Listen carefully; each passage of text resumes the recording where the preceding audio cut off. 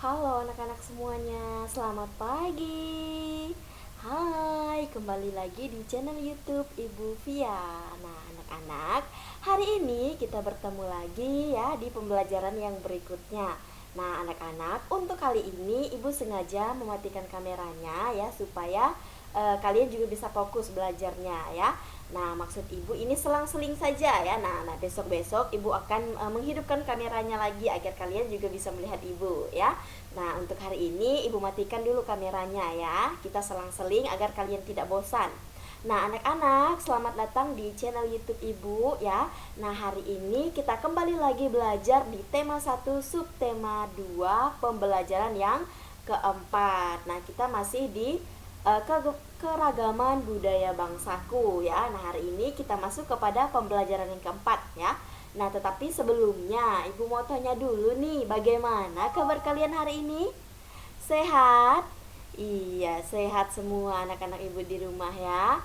Nah, anak-anak tetap semangat ya, tetap menjaga protokol kesehatan dan jangan lupa untuk tetap minum vitamin. Kemudian jika kalau kalian ingin keluar rumah ya atau bepergian bersama orang tua, jangan lupa memakai masker dan jangan lupa untuk membawa hand sanitizer ya. Oke anak-anak, sekarang ya sebelum kita memulai pembelajarannya, Ibu akan mengajak kalian untuk berdoa terlebih dahulu. Nah, ini adalah doa Bapa kami ya. Nah, di sini Ibu akan memimpin kita dalam berdoa. Mari kita siapkan diri untuk berdoa. Kita angkat tanda kemenangan kita dalam nama Bapa dan Putra dan Roh Kudus. Amin. Bapa kami yang ada di surga, dimuliakanlah namamu, datanglah kerajaanmu, jadilah kehendak-Mu di atas bumi seperti di dalam surga. Berilah kami rezeki pada hari ini dan ampunilah kesalahan kami, seperti kami pun mengampuni yang bersalah pada kami.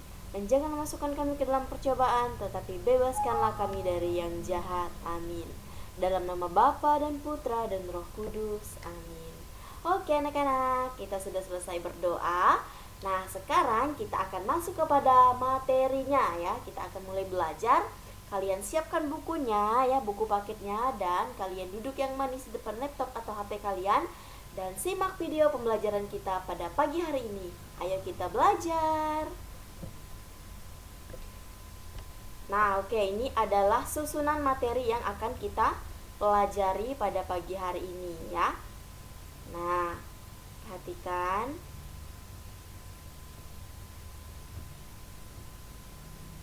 Materi yang pertama kita akan belajar tentang perbedaan bukanlah penghalang, kemudian gagasan pokok dan pendukung, contoh gotong royong, serta persatuan dan kesatuan. Nah, mari kita simak ya.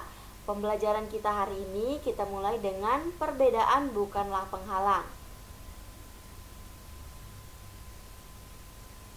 Nah, kita masuk kepada pembelajaran yang keempat ya.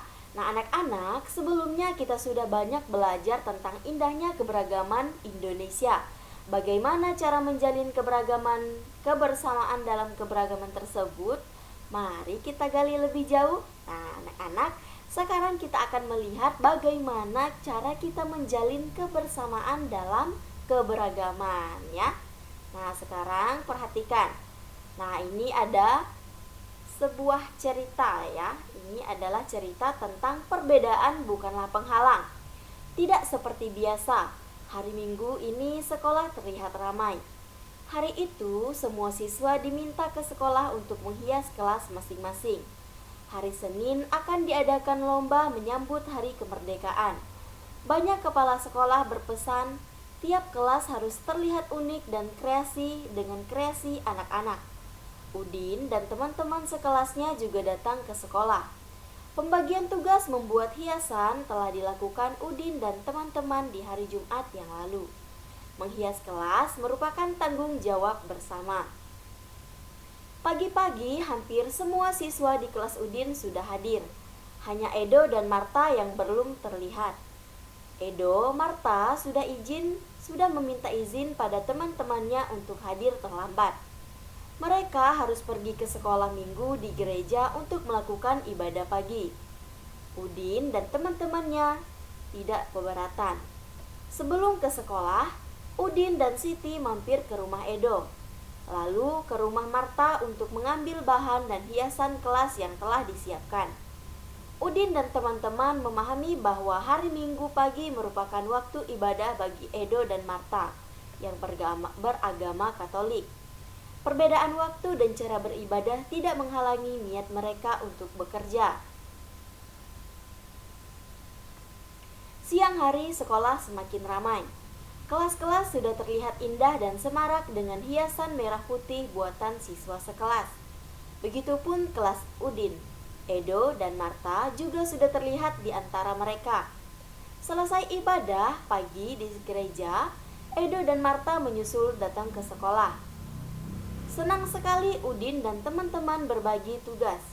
Ada yang menggunting kertas, ada yang naik ke atas meja untuk menggantung lampion kertas, ada juga yang menghias pintu dengan pita kertas merah putih. Lelah tidak terasa. Ketika tiba waktu sholat zuhur, Udin, Siti, serta teman-teman yang lainnya beragama Islam menjalankan ibadahnya. Edo, Marta, Dayu, serta beberapa teman lain yang tidak menjalankan ibadah sholat melanjutkan pekerjaan menghias kelas. Menjelang sore, pekerjaan sudah selesai. Kelas Udin terlihat semarak. Walaupun berbeda-beda, bekerja sama selalu menyenangkan. Perbedaan tidak menjadi penghalang untuk bekerja sama. Nah, anak-anak, dari teks di atas tadi, di sini kita akan coba mencari gagasan pokok dan gagasan pendukung dari cerita tentang apa tadi? Perbedaan bukanlah penghalang. Nah, jadi setelah kita membaca cerita tentang perbedaan bukanlah penghalang tadi, di sini kita akan menentukan atau kita akan mencari gagasan pokok dan gagasan pendukung dari cerita tersebut ya. Nah, kalian bisa siapkan buku tulis ya. Buku tulis untuk mencatat bagaimana cara kita untuk menentukan gagasan pokok dan gagasan pendukung pada suatu bacaan atau pada satu paragraf. Nah, di sini kita akan melihat bagaimana cara kita menentukan gagasan pokok dalam sebuah teks ya.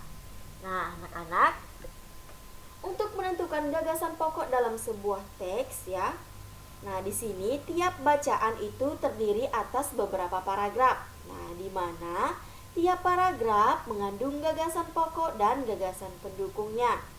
Nah, anak-anak, gagasan pokok itu berisi gagasan yang menjadi dasar pengembangan sebuah paragraf. Nah, di mana di sini ya, dalam jenisnya gagasan pokok diwakilkan pada sebuah kalimat utama yang letaknya di awal, di akhir ya paragraf.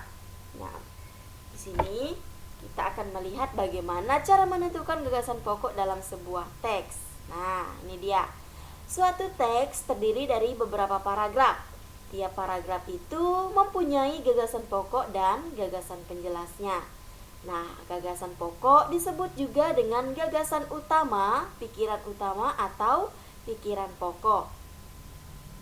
Nah, untuk menentukan gagasan utama dalam sebuah teks, kita harus melewati dua langkah sebagai berikut. Yang pertama, kita harus membaca teks dengan cermat atau kita harus membaca bacaan dengan cermat. Kemudian, yang kedua, kita harus menemukan kalimat utama pada setiap paragraf dalam teks bacaan yang sudah kita baca tadi. Nah, anak-anak, kalian bisa catat ini ya. Bagaimana cara kita menentukan gagasan pokok dalam sebuah teks?